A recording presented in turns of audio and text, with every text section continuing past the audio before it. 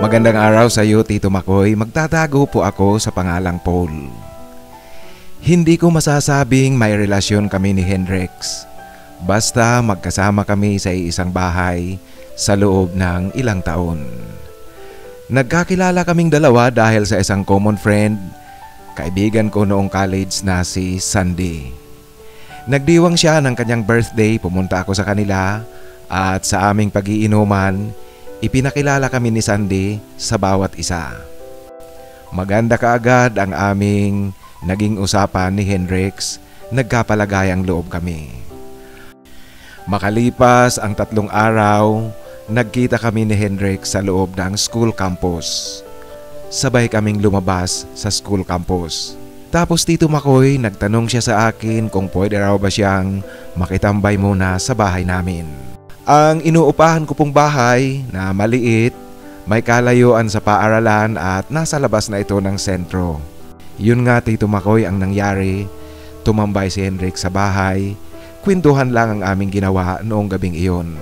Pero Tito Makoy, ito na ang umpisa ng madalas na pakikitambay ni Hendrix sa bahay na inuupahan ko.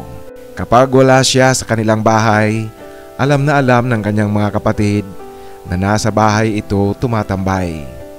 Kaya naman Tito Makoy, minsan sa akin na tumatawag ang kanyang mga kapatid, hinahanap itong si Hendrix.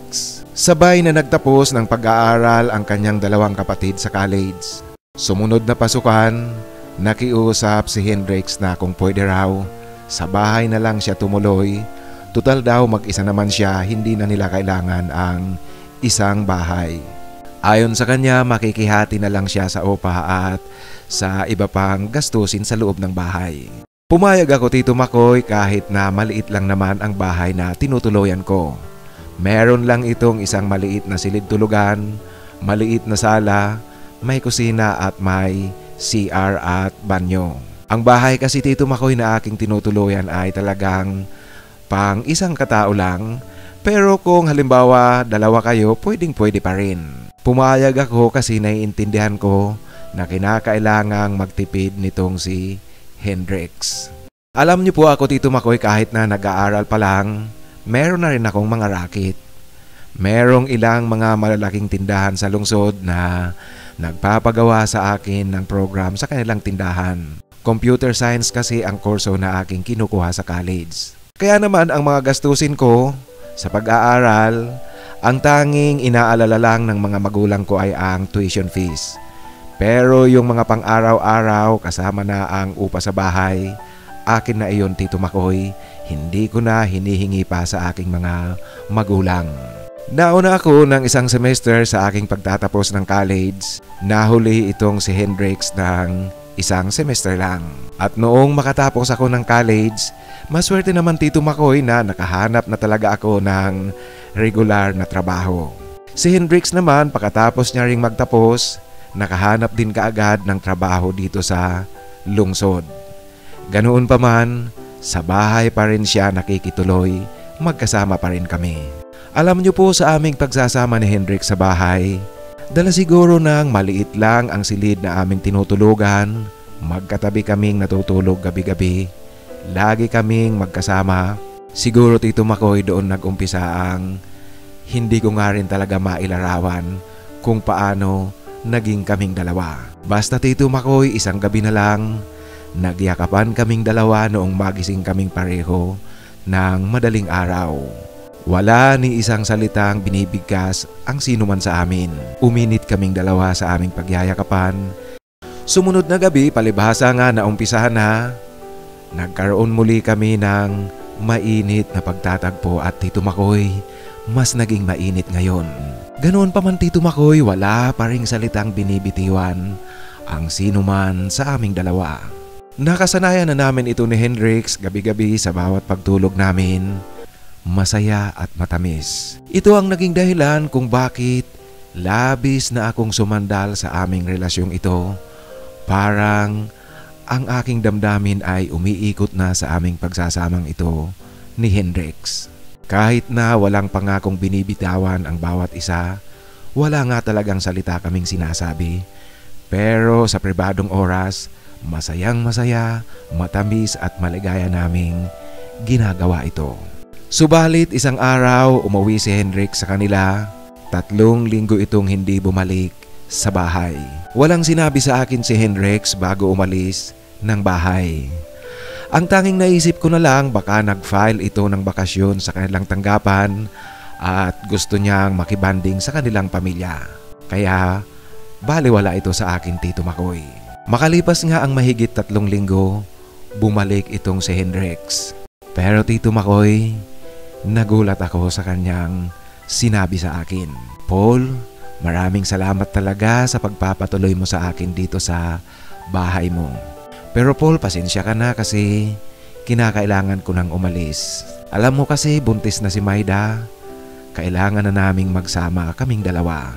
Nung 1 linggo, ikinasal kami sa sibil at talagang hindi na pumayag ang kanyang mga magulang na hindi kami magpakasal kahit nasa sibil lang. Kaya ngayon Paul, aalis na ako at maraming salamat talaga. Bubukod na kaming dalawa ni Maida. Ito Tito Makoy ang wika ni Hendrik sa akin. Ang kanyang pagbabalik ngayon dito sa bahay ay para magpaalam lang at kunin ang kanyang mga gamit dito sa bahay. Alam niyo po, parang merong yelong natunaw sa loob ng aking dibdib dahil sa pagkabigla ko sa kanyang mga sinabi. Hindi ko inaasahan ito at hindi ito sumagi sa isip ko. Ganoon ba? Di congrats na lang sa iyo at sa inyong dalawa. Ito na lang Tito Makoy ang tanging nasabi ko kahit na nasaktan talaga ako. Paul, paano ka nga pala ngayon? Ito ang tanong sa akin ni Hendrix. Hindi ko alam kung bakit nagtanong siya sa akin ng ganoon, Tito Makoy. Ano ba namang tanong mo yan? Anong problema ko, Eddie? Patuloy ang buhay. Walang problema.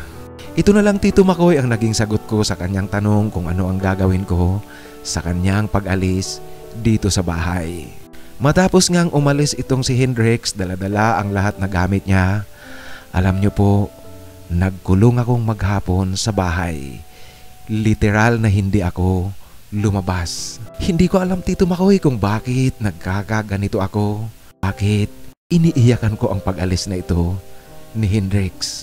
Hindi ko alam kung bakit kasi umasa ako at napako ang aking sarili sa aming pagsasama ni Hendrix.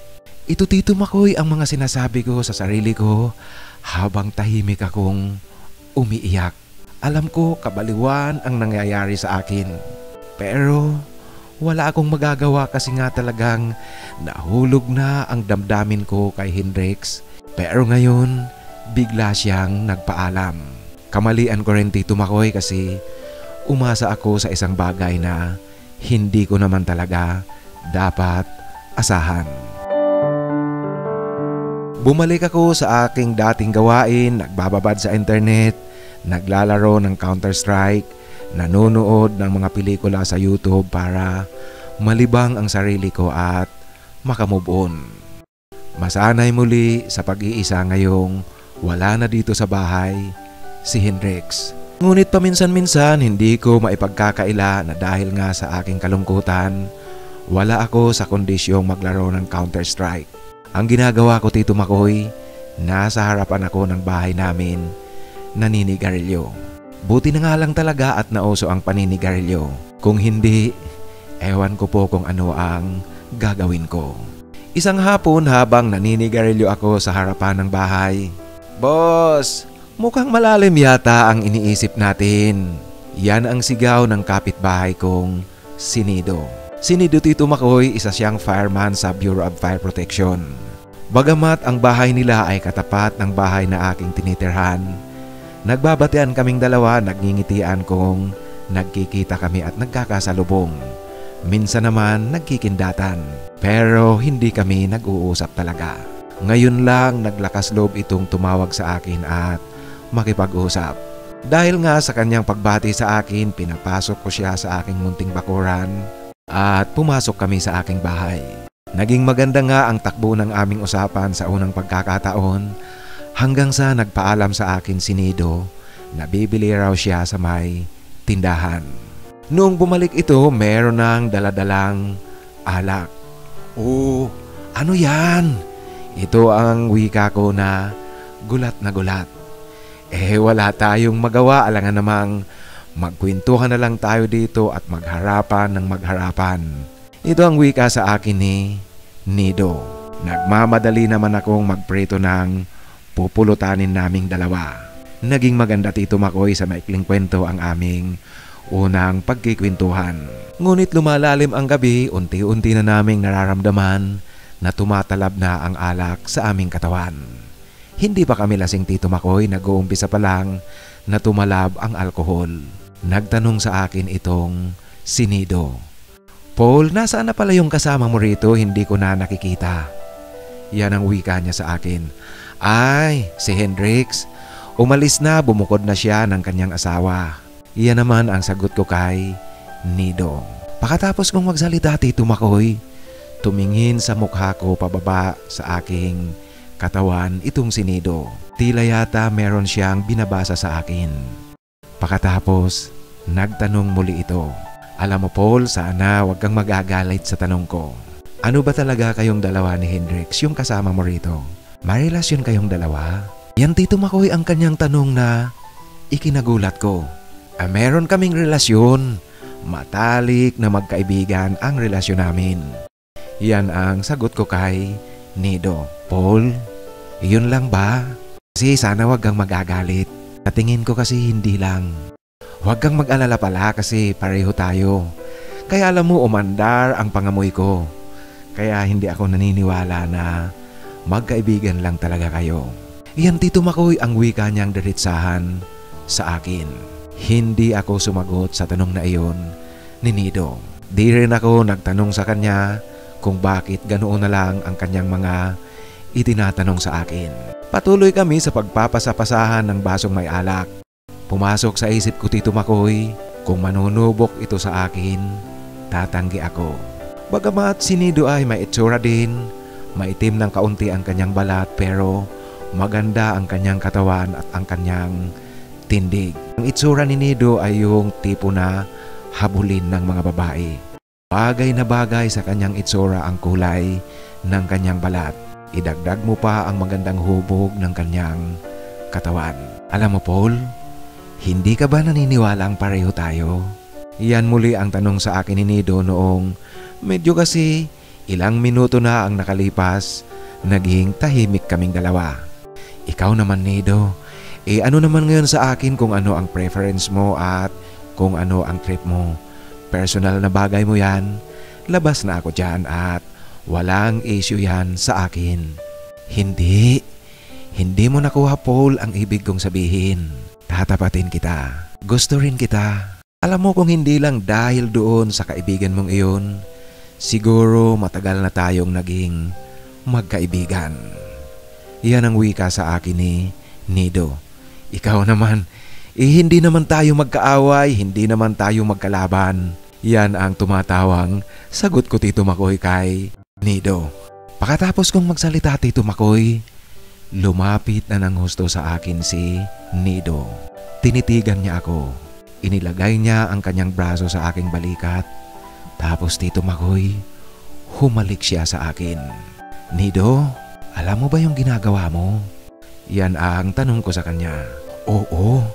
Kaya nga ginagawa ko na ito habang hindi pa tayo lasing para huwag mong isiping ginagawa ko ito dahil lasing lang. Yan ang wika niya sa akin Tito Makoy na medyo pabulong na. Tumuloy-tuloy na si Nido sa panunuyo sa akin. Nadala na rin ako. At yung sinasabi ko na kung sakaling susubukin ako nito, tatanggi ako at hindi ako magpapabuking sa kanya. Hindi ko yun nagawa Tito Makoy.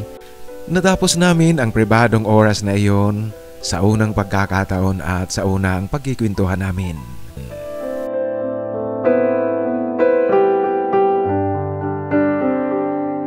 Sa tingin ko malaking pabor kay Nido ang paghihiwalay ng landas namin ni Hendrix. Kasi mula noong maganap sa amin ang pribadong bagay na hindi ko inaasahan, tuwing walang trabaho itong si Nido, dito siya sa bahay palagi nakatambay. At pag nandito siya sa bahay, hindi rin namin matiis ang hindi gumawa ng matamis na bagay para sa aming dalawa. Nakita ko ring malaking bagay sa akin ang aming relasyon ngayon ni Nido. Kasi tuluyan akong nakapag-move on mula sa kalungkutang dumating sa akin noong umalis dito sa bahay si Hendrix. At mas nagugustuhan ko ang relasyon namin ngayon ni Nido. Gaya ng mga karamihang lihim na relasyon, sigurado akong walang nakakaamoy sa aming lihim ni Nido.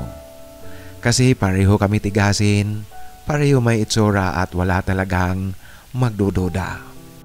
Makalipas ang mahigit 1 taon sa aming masaya at mainit na relasyon ni Nido, isang araw pumunta siya sa bahay na merong daladalang inumin at merong pulutan.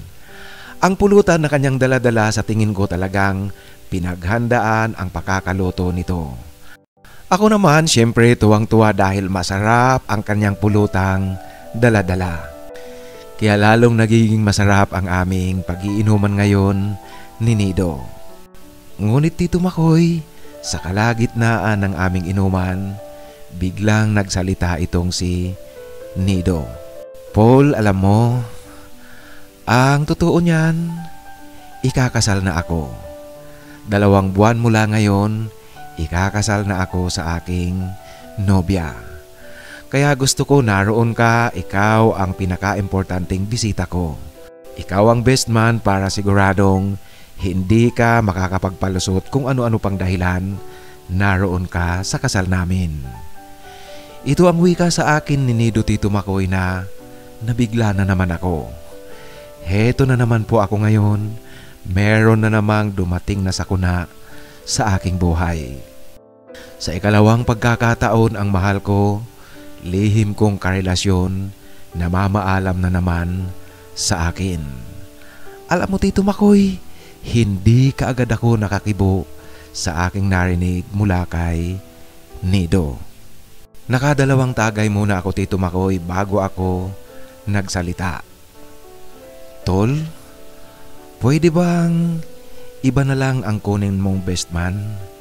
Kasi aaminin ko sa iyo sa ngayon masyado yatang mabigat ang hinihiling mo sa akin. Pasensya ka na pero hindi ako magsisinungaling sa iyo. Mahirap ito para sa akin. Mahirap na makikita ko kayong ikinakasal. Iyan Tito Makoy ang pagiging diretsahan ko kay Nido. Paul, sorry talaga. Alam mo, hindi ko naman nais na saktan kita, ngunit alam mo na ang relasyon natin talagang darating at darating tayo sa sitwasyong ito. Pero maniwala ka sa hindi, ang damdamin ko sa iyo nananatili at hindi nawawala, hindi mawawala. Sana wag mong isiping pinaglaruan lang kita, pinaasa kita kasi maging ako talaga sa totoo lang, masakit ito para sa akin. Pero kailangan nating humarap dito sa sitwasyong ito. Kasi dito talaga darating ang ating relasyon. Mahal kita Paul, alam ko yan. Kaya lang alam ko nasasaktan ka, pasensya na. Pero talagang hindi ko nais na saktan kita. Yan Tito Makoy ang wika ni Nido at paghingi na rin ng paumanhin sa akin. Nako, huwag kang mag-alala. Wala kang dapat na ihingi sa akin ng paumanhin. Sinisiguro ko sa iyo na walang hinanakit at walang sama ng loob na nararamdaman ako sa iyo ngayon. Kaso talaga ang pakiusap ko lang, huwag mo akong gawing best man sa kasal mo. Yan lang talaga ang hihingin ko sa iyo. Ito Tito Makoy ang pagpapaliwanag ko rin kay Nido kung bakit ayokong maging best man niya sa kanyang kasal. Naintindihan ni Nido ang aking sitwasyon at naintindihan niya ang ibig kong sabihin kaya hindi na ito nangulit sa akin. Tito Makoy, yung nalalabing 2 buwan bago magpakasal si Nido sa kanyang syota, nakikita ko na pinipilit niyang sulitin ang nalalabing araw para sa aming dalawa. Pero ako naman, gusto kong umpisahan ng unti-unting mag-move on kaya ako na ang tumatanggi talaga. Ngunit paminsan-minsan talagang natatangay pa rin ako sa mga panunuyo niya sa akin kaya mayroon pa ring nagaganap na matamis na oras para sa aming dalawa. Di ko rin talaga maintindihan ang sarili ko kasi Kahit sinasabi ko na sa isip ko na kinakailangan ko nang mag-umpisang lumayo kay Nido, pero natatangay pa rin ako sa kanyang panunuyo paminsan-minsan. Ang nalalabing 2 buwan ring iyon bago magpakasal si Nido, sinikap kong makalipat at makahanap ng bagong titirhan. Ito'y bilang parte ng healing process ko. Kasi mahirap na hindi ako makakamove on ito kung mananatili pa rin ako dito sa bahay na aking tinitirhan. Ewan ko po ba Tito Makoy, kasi sa tingin ko malas sa akin itong bahay na ito. Isipin niyo po, 2 bisis akong napag-iwanan. 2 bisis na napako ang aking damdamin. 2 bisis ring nasugatan ang aking pakiramdam. At nung ikasal nga itong si Nido, hindi ako dumalo. Naintindihan niya iyon. Kasi sinasabi ko na talaga sa kanya ang dahilan kung bakit hindi ako dadalo. Hindi ko rin sinabi kay Nido ang aking plano na paglipat ng tirahan. 1 linggo matapos ang kanilang kasal, ginawa ko talaga ang paglilipat ng tirahan. Tamang-tama ito kasi nasa honeymoon sila noon ng kanyang asawa sa Baguio. Kaya pagbalik at pag-uwi ni Nido, makikita niya na lang na umalis na ako sa aking bahay. Ngayon Tito Makoy, masaya ako sa aking bagong tirahan. Simple lang, sa loob ito ng ordinaryong subdivision. Higit sa lahat, pag-aari ko na rin ito kasi na-foreclose ito ng bangko at naipasok ko sa Pag-ibig Housing Loan. Kaya akin na ang aking bahay ngayon. Nagpalit na rin ako ng SIM card sa cellphone para ganap na talikuran ang nakaraan namin ni Nido. Maganda ang lugar na aking tinitirhan, may mga punong kahoy, hindi mainit kahit na tanghali. Medyo maluwang ng kaunti ang harapan ng bahay kaya pinasemento ko ito tapos naglagay ako ng basketball ring. Para hindi maging malungkot ang buhay ko sa aking pag-iisa, kung ayaw kong maglaro ng COC o kaya Counter-Strike, nagbabasketball akong mag-isa. Ngayon Tito Makoy, ito ang aking buhay, ito ang aking ginagawa para tuluyan kong matakasan ang kalungkutang nagdaan sa aking buhay. Ganoon pa man, hindi ko rin maitatanggi at hindi ko natatakasan na malungkot ang mag-isa. Hanggang dito na lang po ang aking kwento. Sana mapili nyo at sana magustuhan rin ng iyong mga taga-subaybay. Lubos na gumagalang, Paul. Maraming salamat Paul sa pagbabahagi mo ng iyong kwento. Alam mo, tama yung ginagawa mo na libangin mo ang sarili mo sa mga computer games at yung nagbabasketball ka. Magandang paraan yan para makamove on ka. At ang isa pa dyan, paminsan-minsan talaga, lumabas ka kasama ang mga kaibigan mo. Huwag kang magmukmok ng magmukmok sa loob ng iyong bahay. Ito'y para maiwasan mo ang pagkakaroon ng depresyon. Alam mo, may kanya-kanya tayong paraan kung paano labanan ang kalungkutan, pero ang pagmumukmok sa loob ng bahay, mataas ang probability niyan na dapuan ka ng depression. Kaya ang suggestion ko sa iyo, lumabas ka at magpakasaya kasama ang iyong mga kaibigan. Sa muli, maraming salamat sa pagbabahagi mo ng iyong kwento. Mga kaibigan, kung meron po kayong kwentong nais na ibahagi, ipadala lang sa aking email, titomarcos@yahoo.com at titomarcos@gmail.com. Maraming salamat po.